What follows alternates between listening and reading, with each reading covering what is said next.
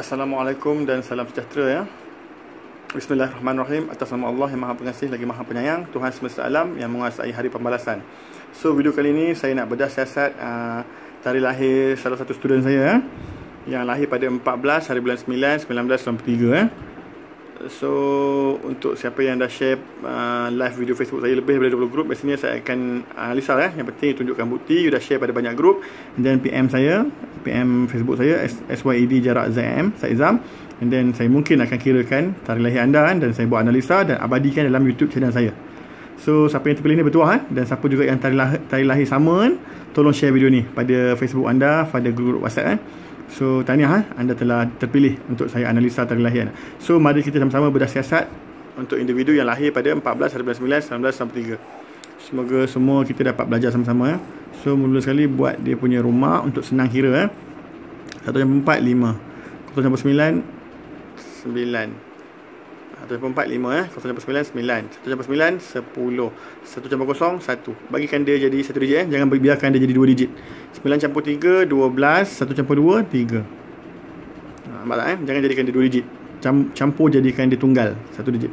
9 campur 1 10, 10 1 campur 0 1 kan 1. 5 campur 9 14, 1 campur 4 5, 1 campur 3 4, 5 campur 4 9, 1 campur 4 5, 4 campur 3 7, 5 campur 7 12, 1 campur 2 3, 5 campur 9 9 campur 5 14, 1 campur 4 5, 5 campur 5 10, 1 campur 0 1, 5 campur 1 6, 4 campur 9 13, 1 campur 3 4, 5 campur 9 14, 1 campur 4 5. So sebarang nombor yang tambah dengan hasil 9 kan, dia akan bawa balik nombor asal dia. 5 campur 9 bawa balik 5, 4 campur 9 bawa balik 4, 4 campur 5 9.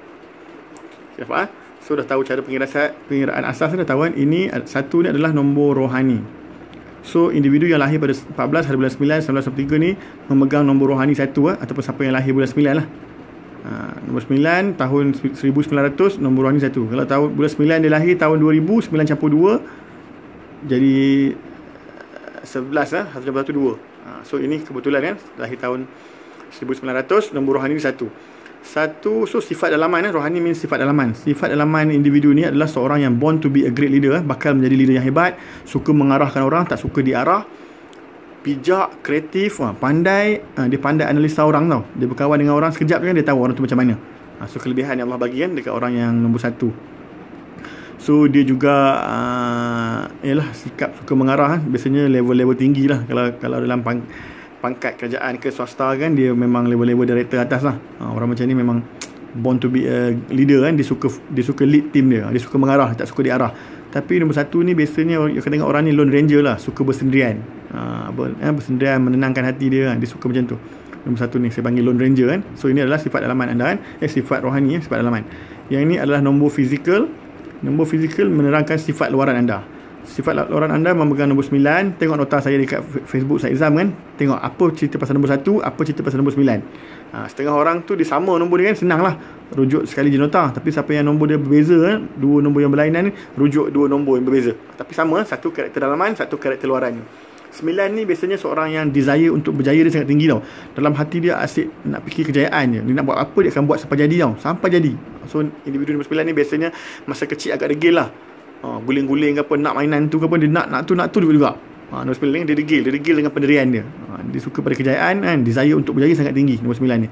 PR dia power, public relationship dia power, dia pandai nego dengan orang kan. And then dia pandai jaga hati orang tua, dia pandai ambil hati orang tua nombor 9 ni. Seorang yang bergaya kemas, seorang yang berkarisma, seorang yang ramai peminat. Kalau you masuk kat nombor 9 ni dalam community kan, community you akan meletup lah, akan jadi hebat. Sebab nombor 9 ni dia ada tarikan dia sendiri kan, seorang berkarisma. Cuma kelemahan orang nombor 9 ni, dia lemah pada pujian, dia lemah pada godaan. Kan boleh improve lah, kelemahan boleh improve insya-Allah. So nombor 9 ni kan banyak cerita nak terang kan. You tengok nota saya dekat Facebook Saizam SYED jarak ZM kan, you akan nampak lebih ringkas kan tentang. You tahu nombor rohani, tahu nombor fizikal, senang kan, you dah boleh analisa orang secara basic. Cuma nak lebih detail, you kena kuasai ilmu ni lah kan. Tengok unsur-unsur dalam badan ni. Okey. Sekarang kita tengok unsur air adalah 27. Dalam badan dia 27 ada berapa? Nombor 2 dengan 7 ada 1 je. 2 tak ada 7 je ada 1. Okey, tulis 1. Besi 1 dengan 6. 1, 2, 3. 1 dengan 6 ada 3. 1, 2, 3, 4. Sorry, 4. 1 dengan 6 ada 4. 1, 2, 3. Atas pun kira, di luar pun kira. 2, 3, 4. Okey. Besi dia 4. Kayu dia 4 dengan 9. 4 dengan 9. 1, 2, 3, 4, 5. So, kayu dia 5. Api 3 dengan 8. 3 dengan 8. 1, 2 je. 3 dengan 8. 8 tak ada. 3 je ada 2. So tanah dia 5. 1, 2, 3, 4. Wow, 5 banyaknya. 1, 2, 3, 4, 5. Subhanallah, hebatnya orang ni, nombor 5 ni. So nombor 5. Okay, so tengok kat sini kan, kat unsur-unsur ni kan, saya dah boleh huraikan karakter orang ni macam mana. So air ni 1 kan, melambangkan cool kan. So besi 4. So besi ni kan, unsur dia 4 sama dengan 4 atau lebih, memang dah kritikal kan. So orang ni seorang yang degil. Besi ni bicara tentang degil kan. So kayu ada 5. 5 ni maksudnya orang ni suka pada alam sekitar. Alam sekitar kan. So maksudnya dia suka pada tempat-tempat air terjun, dia suka tempat duduk rumah, konsep-konsep hutan, konsep Bali kan. Dia suka menyendiri kan. Nombor kayu ni 49, suka alam sekitar, flora dan fauna. Api dia 2. So orang ni bukan jenis hot temper kan. Bukan jenis hot temper. Kalau api dia 4 atau ke atas, biasanya hot temper lah. Orang ni bukan pandai-pandai kan. So unsur api dia, unsur air dia pun 1 kan. Unsur api dia. So tanah 5. So dia paling banyak nombor 5. So orang macam ni saya dah tahu dah, dia banyak pelaris. So dalam diri dia kan banyak unsur pelaris tau. Maksudnya orang macam ni sangat attract lah kan. Sangat apa, center of attraction lah. Orang suka dapingi dia, orang suka dekat dia kan. Dia pergi kat mana-mana tempat kan, kedai ke, kedai mamak ke, kedai apa-apa kan, dia duduk je sekejap, tiba-tiba ramai orang datang. Sampai kadang-kadang dia pun rimas kan. So orang macam ni memang hebat lah buat bisnes kan. So jadi tumpuan orang ramai. Kalau buat bisnes kan, make sure dekat kedai kan. Jarang lah, first time saya kira kan, orang yang ada nombor unsur tanah ni banyak, 5. So orang ni memang kategori hebat lah kan. Memang seorang yang, kalau lelaki charming lah, kalau perempuan tu boleh kata seksi lah, boleh kata banyak, ada tarikan lah. Seorang yang berkarisma kan. So nombor 5 ni memang hebat kan. Jarang ni, first time kan. So you all beruntung lah, saya tolong kirakan untuk tarikh lahir ni kan. Memang individu ni seorang yang hebat lah, nombor 5 ni kan. Ada karisma, ada daya tarikan tersendiri kan. Ramai orang suka bergaul dengan dia, ramai peminat. Dan mungkin juga ada secret admirer yang banyak kan. Secret admirer yang banyak. So okey so nampak tak macam mana cara saya analisa kan. So hebat tak ilmu Allah kan. Ini ilmu mengenal diri. You kenal diri you, InsyaAllah you akan kenal betapa hebatnya Allah menciptakan manusia sebaik-baik kejadian. So kalau you cari, jumpa. Kalau tak cari, tak jumpa lah kan. Akan kekal takut bersombong lah biasanya. So nampak tak, dekat sini saya dah menghuraikan tentang orang ni. So cuba kita tengok analisa gabungan kombinasi 2 nombor ataupun 3 nombor. Apa yang boleh saya uraikan? Dia ada 459 ni. 459 nampak tak? 459, 549, tak kisahlah, pusing-pusing ni bersebelahan. 459 ni kan saya kata kan, dia ada power 6 sense. So deria ke-6 kan. Orang ni ada deria ke-6, maksudnya insting dia kuat. Sebelum nak jadi benda buruk ke apa-apa yang tak elok berlaku kan, dia akan dapat rasakan something tak sedap hati kan. So orang macam ni dia, yelah, God gifted lah kan, kelebihan lah. So 459 juga adalah seorang yang licik, bijak, dan seorang yang ada power manipulasi. Dia pandai tau. Dia pandai formulasi ni, dia pandai arahkan orang buat apa yang dia nak dengan cara dia sendiri kan. Dia pandai psycho orang, manipulasi. Kalau dia guna cara tak baik kan, dia mungkin boleh laga-lagakan orang sampai orang tu bergaduh ke. Kalau dia guna cara baik, dia mungkin boleh satukan balik orang tengah gaduh. Dia ada power manipulasi. Contoh kan, macam tu. So apa lagi nombor yang kita tengok ni? Dia ada nombor 11. 11 ni maksudnya seorang yang berdikari lah. Berdikari, boleh berjaya sendirian. Kan? Dia boleh berjaya sendiri walaupun tanpa bantuan orang lain kan. Dia boleh bangun dengan diri sendiri lah. Dia berdiri dengan tapak kaki dia sendiri lah. Ibaratkan kan. So nombor 11 ni pandai bergari. Tapi dia ada juga nombor 119. Nampak? 119 ke 911 ke kan, 191 ke 119 ni maksudnya dia ni seorang yang born to be a leader kan. Leadership dalam diri sangat kuat. Tapi masalahnya orang suka tikam belakang. Orang suka tikam belakang dia kan. Ada orang yang benci dengan dia kan, tak suka dia naik pangkat ke dalam kerja kan. Sebab orang individu macam ni biasanya kalau kerja kan senang naik pangkat. So orang cemburu kan, orang suka tikam dia belakang, orang suka khianat dia kan. 19 ni, nampak tak karakter dia.